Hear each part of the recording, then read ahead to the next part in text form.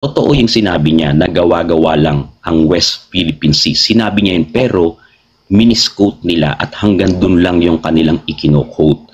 Dapat sinabi nila din na nung sinabi yun ni Marcoleta, ni Congressman Marcoleta, ay ang ibig sabihin niya ay idinugsong niya yung gawa-gawa lang ito dito sa Pilipinas at ito ay administrative order. Fact ba yun? Oo, yun ay fact. Totoo yun. Administrative order yun sa panahon lamang ng dating Pangulong Noynoy Aquino. Totoo po yun. So, merong administrative order na tawagin ng lahat ng government agencies dati noon na yung South China Sea ay tawagin ng West Philippine Sea. Ang katunayan, kahit nung tayo nag-aaral, year 2000 hanggang 2011, hindi naman natin alam yung salitang West Philippine Sea. So, ginawan nila ng ginawan nila ng isang haka-haka o konklusyon yung sinabi na yun ni Marcoleta. Kumbaga, ito na yung atake nila kay Marcoleta. Tapos, sinabi na rin ni Christian Isguera, malinaw, narinig nyo, di ba? Ang sabi niya dun is pro-China. So, maraming pro-China. So, ang kanilang mga pinagbibintangan daw dyan na pro-China ay yung mga supporters ng Duterte at malinaw yung PDP laban, which is hindi naman totoo sapagkat sabi nga natin sino ba naman ang gusto magpasakop sa ibang bansa, di ba?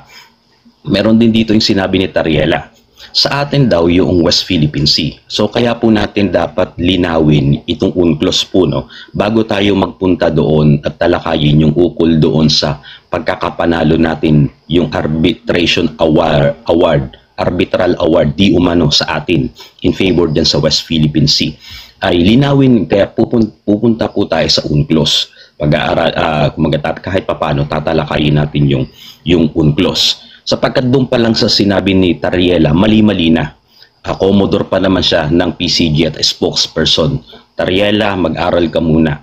Kasi ang sabi niya, yun daw pong doon sa may Spratly Island, yung dahil meron daw po tayo na panalo na tayo doon na award daw po sa atin yon doon sa arbitral ruling. Ang ginamit natin doon ay yung Bilarde map. Ang tinutukoy niya ay yung tinatawag po doon na Spratly Island. Tandaan po ninyo, pag sinabi pong island, isa po yan teritoryo. Hindi po yan sakop ng UNCLOS. Ang ginamit pa doon ay Bilarde map para patunayan sa atin yung ano na yon, tawag dito, yung area na yon, yung lugar na yon. Ibig sabihin, kapag ang usapin po ay dagat, UNCLOS ang kinakailangan po dyan na manaig. Yan pong rules o yung batas na yan ang dapat na gamitin. Pero pag ang pinag-uusapan po ay mismong landmass or isla, hindi po pwedeng gamitin ang UNCLOS. Doon sa sinabi ni Tariela kanina, yung mga isla daw doon ay atin na sapagkat daw yun po ay meron na daw pong arbitral ruling na ginamit doon ay yung doon tungkol doon sa West Philippine Sea. Magkaiba po yun. Hindi po pwedeng ibigay sa atin ng ruling gamit ang batas ng UNCLOS yung mga isla sapagkat ang pinag-uusapan po doon ay teritoryo at hindi po body of water. Body of water or karagatan or katubigan sakop ng UNCLOS. Pag sinabing isla, land, hindi po batas ng UNCLOS ang mananaig dyan at hindi yung batas na yan ang dapat na gamitin dyan sa pag-claim dyan. So doon pa lang, inililigaw na tayo ng itong Commodore na ito. Kaya itong Commodore na ito, pahamak itong Commodore na ito. Ito yung nanggugulo. Sasabi-sabihin nila na gusto nilang lalong maunawaan daw ng mga Pilipino itong ukol dito sa West Philippine Sea. Siya mismo hindi niya nauunawaan yung kanyang sinasabi. Commodore pa naman siya. Hindi niya maintindihan kung sino ang pwedeng magbigay ng teritoryong lupa at katubigan. Magkaiba po yun. So, meron pa silang binanggit na sovereign rights daw ang EEC. Sabi ni Christian Isguera. Sabi niya is, meron daw tayong sovereign rights doon sa EEC. So, ang sovereign rights po ay hindi po ina-apply sa EEC doon sa, or doon sa tinatawag na exclusive economic zone.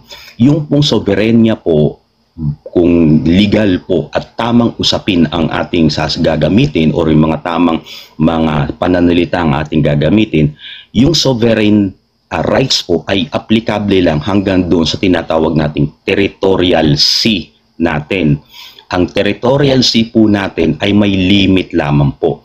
Hanggang ilang nautical miles lang po ang limit o limit ng tinatawag na territorial sea.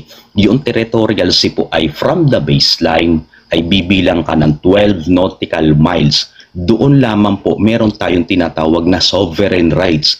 Pero paglampas mo ng 12 nautical miles, hindi na po epektibo ang tinatawag na sovereign rights. Itong si Christian Isguera, isa rin itong pahamak.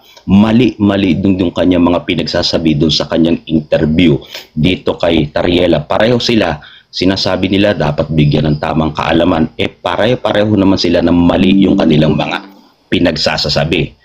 Di ba? Kaya mapapahamak tayo eh. Hindi tayo matitigil sa pagtatalo dito. Dahil ang Pilipino po kasi usually ang tinitingnan, sino ba yung nagsasalita? Oo, walang problema yun sa kredibilidad. Pero ang tanong, dahil ba sa sikat ka diyan sa social media, merong dati kang anchor ng ABS-CBN News Channel at ngayon ay ikaw ay merong pagmamayari na channel sa YouTube na facts first, reliable ka na sa facts. Diba? Yung facts first hindi baka fact first, fact, hindi facts. Fact first yung kanyang ginagawa. Kasi si Tariela, may credibility ba siya? Baka sabihin niyang iba oo, Commodore siya. Pero papaano, napatunayan natin ngayon na yung sinasabi niya, mali-mali din naman yung kanyang sinasabi. Ito pa, papaano natin masasabi na sinisipan political itong si Tariela? Sinasabi niya, sinisisipan niya itong past administration dahil limited daw ang information mula sa nakarang administrasyon or yung sa Duterte administration. So naging political na sila. Bakit ito nagiging political na? Sapagkat nga sabi nga ni BP Sara, ito ay multi-million propaganda against her. Kaya hindi tiyak kung gagana yung impeachment sa kanya. Hindi din tiyak kung kinakailangan matiyak nila na sa 2028 hindi makatakbo itong si BP Sara at hindi manalo. At gagawin nilang subject or praktisan itong 2025 midterm election. Kaya anong dapat natin gawin po? Kinakailangan maunawaan natin yung usapin ukol sa sigalot dito sa West Philippine Sea. Paano natin mauunawaan niyang sigalot ukol sa West Philippine Sea? Hindi po tayo magja-jump into conclusion kaagad na atin yan. May papel tayo dyan, may award na po sa atin dyan. Hindi po. Ang gagawin natin, kukunin natin saan ba natin kinukuha yung karapatan natin dyan sa West Philippine Sea. Sapagkat tayo mga Pilipino, gustong-gusto po natin na sa atin talaga yan, malaya tayo makapaglayag dyan at ma-exploit natin at ma-explore kung anumang natural resources at anumang sa bahagi naman ng mga mangingisda, magawa yung pangingisda dyan sa lugar na yan. So, saan natin kinukuha yung ating rights o yung ating karapatan? Di ba yung karapatan, may nagbibigay niyan. So, ang nagbibigay ng karapatan po sa atin ay ang UNCLOS. So, bakit natin kinakailangan malaman pa ang UNCLOS? Sapagkat paano natin igigiit yung ating karapatan kung wala naman tayong kaalaman